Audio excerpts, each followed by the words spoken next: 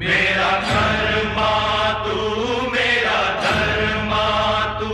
तेरा सब कुछ मैं, मेरा सब कुछ तू।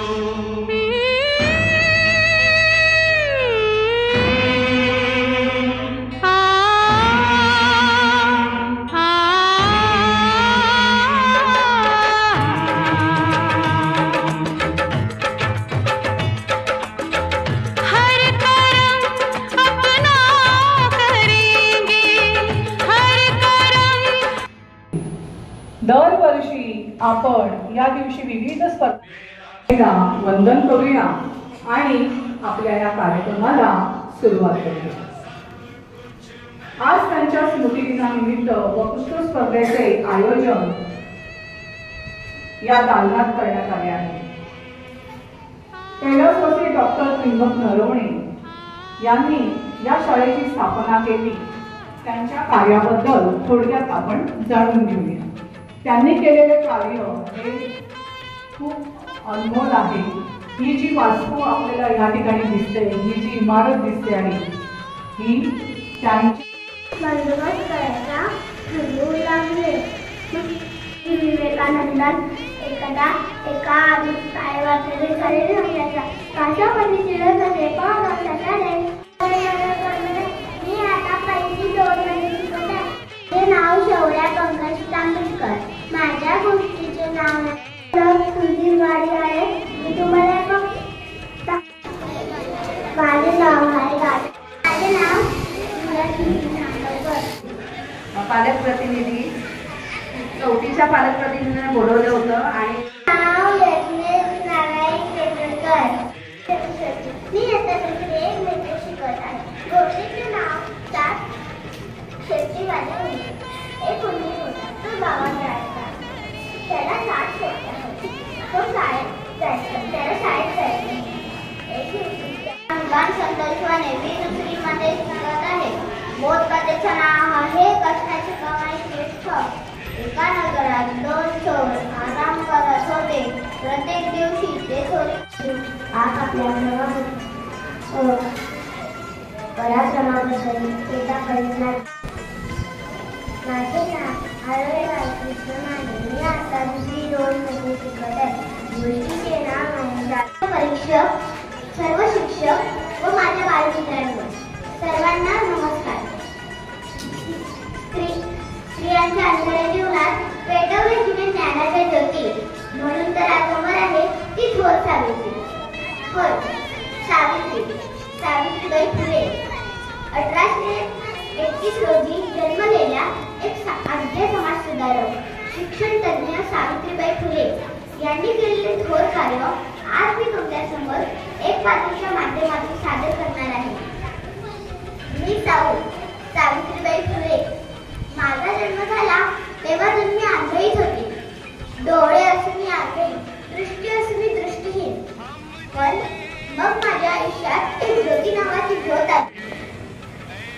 भगवान बुद्धाच्या काळातील ही गोष्ट आहे। एका घंटात अरण्यात एक दरोडेखोर राहत होता। तो फार दुष्ट होता। लोकांना लुटणे, त्यांचा जीव घेणे याचे त्याला काहीच वाटत नव्हते। केवळ मजा म्हणूनही तो लोकांची मुंडकी कापत असे। दरोडेखोर म्हणाला, मग तो तोडलेली पानं जोडता येत नाही। नमस्कार, माझे नाव दर्शव पाटील। मी आज तुम्हाला आंबोळीचे शेत ही कथा सांगणार आहे। एकदा पाण्याची बाई शेताकडे निघाली। डोक्यात टोपली आणि टोपली तिच्या कानांसाठी जेवण होते। सूर्य माथ्यावर आला होता। तिची मागे धबधब पडत होती।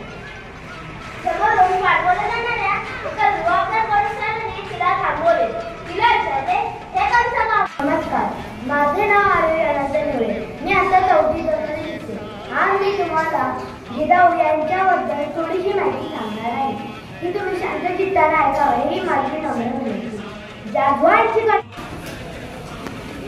माननीय कुटुंबवर्ग आणि माझ्या विद्यार्थी मित्रमैत्रिणींना आज मी तुम्हाला स्वामी विवेकानंद या थोर महापुरुषाची कथा सांगणार आहे। एके दिवशी स्वामीजींच्या आश्रमात एक व्यक्ती स्वामीजींना भेटायला आला।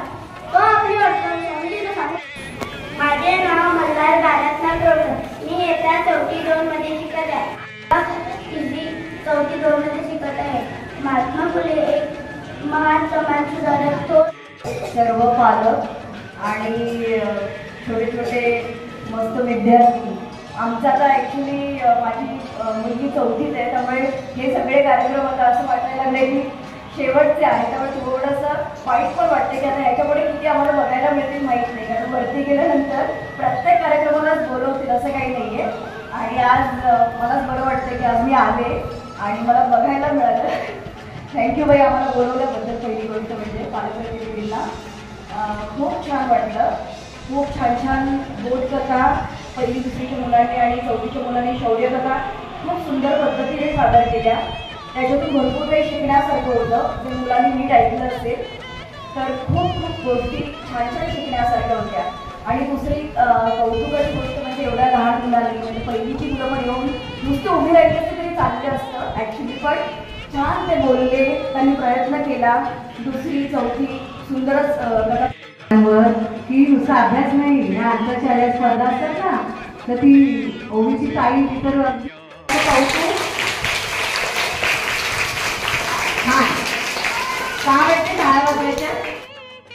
बालविकास विभागामध्ये भरपूर स्पर्धा होतात. सगळे मुलं उत्साही आहेत, पालक उत्साही आहेत आणि आपल्या शाळेमध्ये लोकसंख्या वाढीला, शाळेतले विद्यार्थी वाढीला सुद्धा खूप मदत होईल. त्यामुळे सगळ्यांचे आभार. कारण पालकांची मेहनत आहे, शिक्षकांची मेहनत आहे आणि तुम्ही पाठांतर